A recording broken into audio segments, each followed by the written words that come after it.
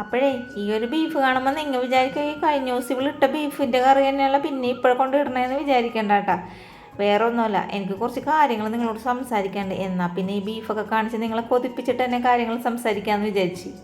അപ്പേ ഇതിൻ്റെ വീഡിയോ ഞാൻ ഇട്ടിട്ടുണ്ട് കേട്ടോ. കറക്റ്റ് ചേരുവകളൊക്കെ ഞാൻ അതിൽ പറഞ്ഞിട്ടുണ്ട്. കാണാത്തവരൊന്ന് കാണുകയും ചെയ്യണം. പിന്നെ അതേപോലെ ബീഫൊക്കെ മേടിക്കുമ്പോൾ ഇതേപോലെ വീട്ടിലുണ്ടാക്കി എല്ലാവർക്കും കൊടുക്കട്ടെ. ഭർത്താക്കന്മാർക്കൊക്കെ ഒരുപാട് ഇഷ്ടപ്പെടും ഈ ഒരു ബീഫും കൊണ്ട് വരട്ടുണ്ടാക്കി കൊടുത്തിട്ടുണ്ടെങ്കിൽ.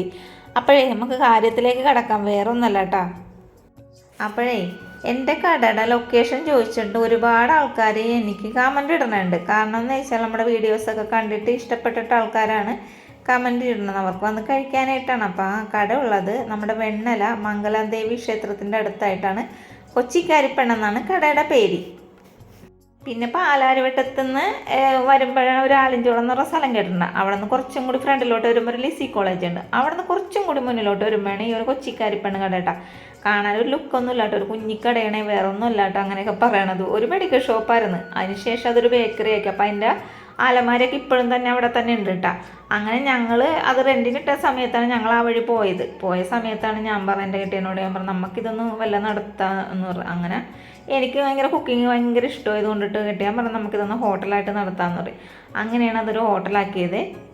എനിക്ക് പാചകം ഭയങ്കര ഇഷ്ടമായത് കൊണ്ടിട്ട് തന്നെ ഞാനൊരു 7 മാസത്തോളം ഞാൻ ഒറ്റയ്ക്ക് തന്നെയുണ്ട് ഈ ഒരു കട മുന്നോട്ട് കൊണ്ടത്. അതിനുശേഷം എന്നെ കൊണ്ട് പയ്യാതായി. അപ്പം ഞാൻ എന്ത് ചെയ്തു, പാചകത്തിൻ്റെ ഒരു ചേട്ടനെ നിർത്തി. അതിനുശേഷം വേറെ 2 പേരെ എൻ്റെ അനിയത്തി ഉൾപ്പെടെ കേട്ടോ. അങ്ങനെ കട നിങ്ങൾ ഇപ്പം മുന്നോട്ട് കൊണ്ടുപോണ്. പിന്നെ ഞാനും എൻ്റെ ഇടയിൽ കയറി പാചകമൊക്കെ ചെയ്യും. പിന്നെ അത് വീഡിയോ ആയിട്ട് എടുത്തിട്ട് നിങ്ങളുടെ മുന്നിലേക്ക് കൊണ്ടുവരികയും ചെയ്യുന്നുണ്ട്. രാവിലത്തെ ബ്രേക്ക്ഫാസ്റ്റ്, ഉച്ചക്കലത്തെ ഊണും ഉണ്ടാവും. പിന്നെ വൈകുന്നേരം ചായ കടിയും ഉണ്ടാവുള്ളൂ. രാത്രി കച്ചവടമൊന്നും ഇല്ല കേട്ടോ. അപ്പോൾ ചായയും കടിയും കൊടുക്കണമെന്ന് വെച്ചാൽ നമ്മൾ ഈ കടയൊക്കെ ക്ലീൻ ചെയ്യണവരെയൊക്കെ ആൾക്കാർ വരുന്നതനുസരിച്ച് നമ്മൾ കൊടുക്കും, അത്രേ ഉള്ളൂ കേട്ടോ.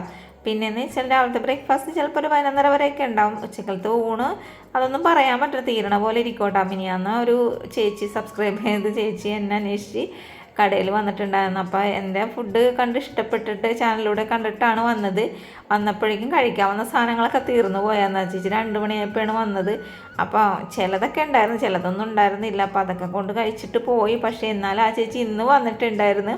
അപ്പോൾ എൻ്റെ നമ്പറൊക്കെ മേടിച്ചിട്ടാണ് പോയത്. ഇന്ന് വന്നിട്ട് ചേച്ചി ബീഫ് വരട്ടിയത്, പിന്നെ അതേപോലെ തന്നെ അയില വറുത്തത്, മീൻകറി ഒക്കെ പാഴ്സൽ വാങ്ങിച്ചുകൊണ്ട് പോയായിരുന്നു കേട്ടോ.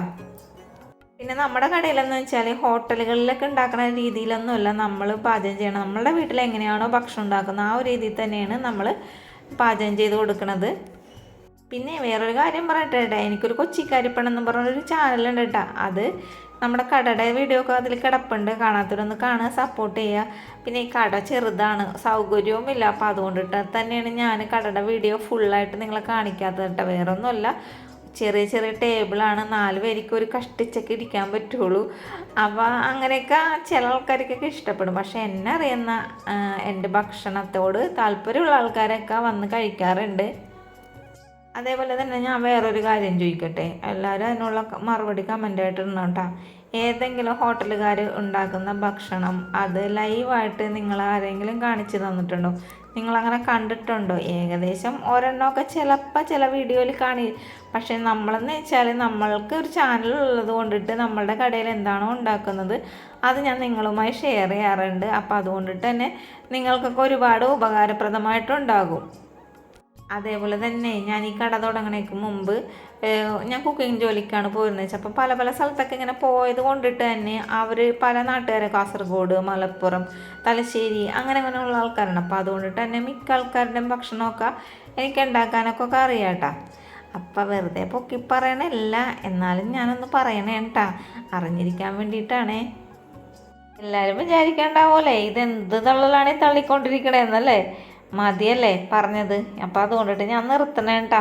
പറയണേ വേറൊരു കാര്യം, നമ്മുടെ ചാനൽ ഇഷ്ടപ്പെടണമെങ്കിൽ ഒന്ന് സപ്പോർട്ട് ചെയ്യാനും ലൈക്ക് ചെയ്യാനും ഷെയർ ചെയ്യാനൊക്കെ മറക്കരുത് കേട്ടോ. നിങ്ങളുടെ ഈ കമൻസുകളൊക്കെ എനിക്ക് കാണുമ്പോൾ എന്ത് സന്തോഷമാണെന്നറിയാമോ. തൊണ്ടയിടറാണ്, പറഞ്ഞപ്പോൾ തന്നെ അത്രയ്ക്ക് സന്തോഷം കൊണ്ടിട്ടാണ് തൊണ്ടയിടറണത് കേട്ടോ. അപ്പോൾ വേറൊന്ന് വെച്ച് വെള്ളം കുടിക്കട്ടെ കേട്ടോ പോയിട്ട്. അപ്പം ഇത്രയേ ഉള്ളൂ. പറഞ്ഞും പിടിച്ചും വന്നപ്പോൾ ലൈക്ക് ചെയ്യുക, ഷെയർ ചെയ്യുക, സപ്പോർട്ട് ചെയ്യുക. ഇത്ര നേരം എൻ്റെ വെറുപ്പീരും എൻ്റെ തള്ളലൊക്കെ കണ്ടതിന് ഒരുപാട് നന്ദിയുണ്ട്. Thank you.